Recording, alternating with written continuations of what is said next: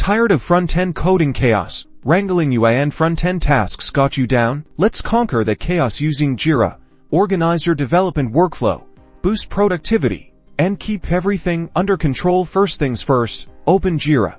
Start by opening your project dashboard or creating a new one next. Define issue types to categorize tasks. Make sure you have issue types like UI, UX design, front-end development, and back-end development. Now, create issues. Create a task for each front-end item.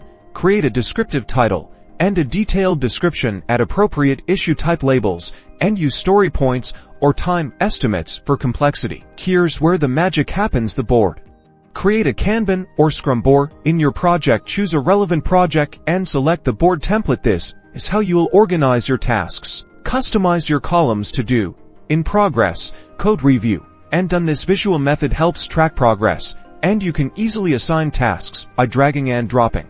For complex projects, link issues. Use the blocks or is blocked by relations to link UI, front-end, and back-end tasks. This tracks dependencies effectively. Regularly update your board with the latest status. Review the board during stand-ups or sprint planning to eliminate bottlenecks and celebrate successes. Congratulations, you've conquered front-end tasks with Jira.